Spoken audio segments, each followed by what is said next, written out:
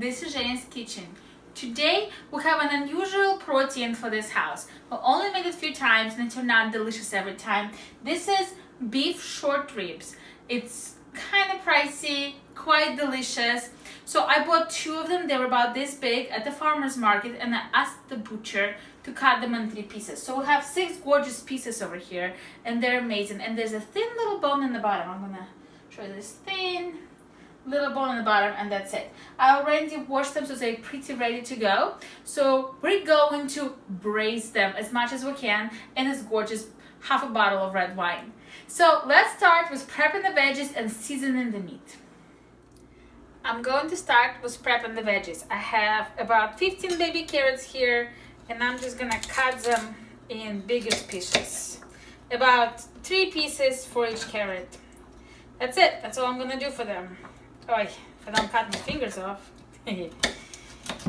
So the carrots are gonna cook down, kind of like in a roast, but I still like to have them a little bit of a texture. And I have a just regular white onion. Cut the butts off. And we're gonna go for half circles, half rings. So, oh, I hope it doesn't make me cry. This is a beautiful onion. So, a little pep talk for people who are having children, have children, or my friend Julie. Cooking with alcohol, sometimes you think like, oh my God, am I making my family drunk? You're not. The alcohol cooks out really quickly. I actually use alcohol and wine to marinate meat often for kebabs, and I cook with it as well. The alcohol cooks out really quickly. We're also gonna cook it for a long time, for sure over an hour, so it's gonna be delicious. So the vegetables are prepped. Now we're gonna take the meat and we're gonna put pepper and salt on it. That's all we're doing. Ooh, the onion just getting to me, by the way. Salt and pepper. Now I'm gonna flip the meat. Whoop. I guess I wash my hands. Anyway, so after I season the meat from both sides, I'm gonna meet you at the oven, at the stove, I'm sorry. And on the stove, I have my really thick pot. I forgot the name of it. I have to look at it, the box, and I'll tell you what it is in a second. So the Dutch oven, that's what it is on a little bit above medium, kind of medium high temperature, and I put a little bit of olive oil in here. Now I'm gonna take my seasoned piece of beef and put it down. The sizzle is loud. There we go. We're gonna come back in 2 minutes when we have to flip, and you'll see how beautiful they are. It feels like it's been even less time than that, but I believe it was 2 minutes, and look how beautiful this meat is. Okay, now I'm gonna flip it over and let the other side cook. Woo, hot. That's beautiful. Okay, 2 more minutes. And I'll come back to you. So the smell is amazing. I'm gonna take out that beef, if it comes out.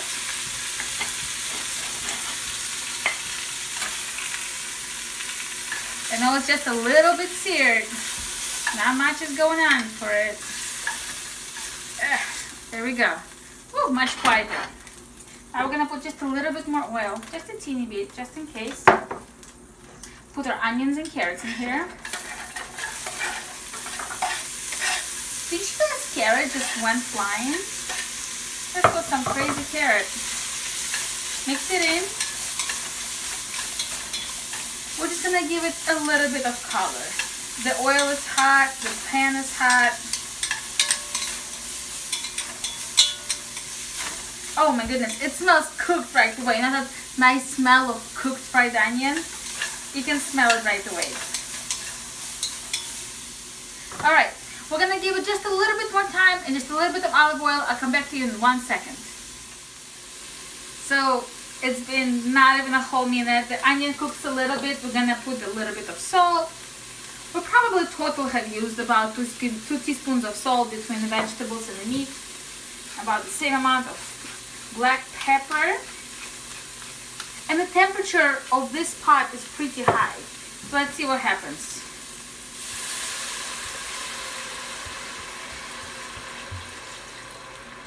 There goes half a bottle of red wine, and it's bubbling right away. So I'm gonna lower it to medium, and I'm going to put the meat back. So this is the deal. I'm going to check on it every half an hour.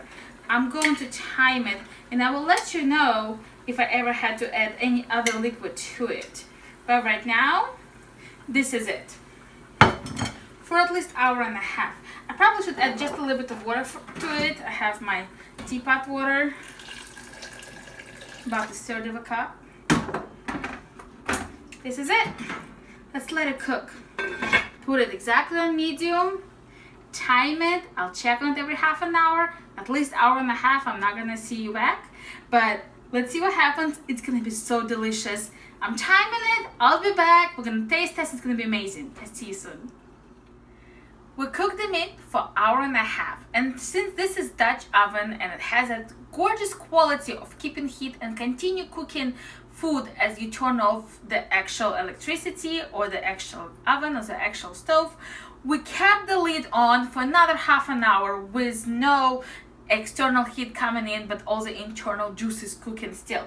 So if you don't have a fancy nice Dutch oven, I would recommend to cook this for 2 hours. So we're gonna get a gorgeous rib out. Oh, if I can get it. There we go. Get some juices on it with some onion.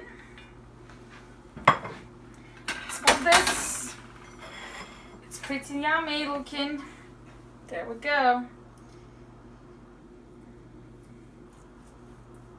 Cuts really beautifully.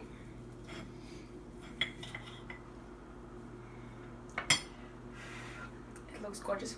It smells delicious. By the way, you can't smell the wine anymore. I'm sure we can't taste it. We're gonna have this nice grapey sweetness. It just melts in your mouth. So remember when we had it out on a cutting board or on a plate?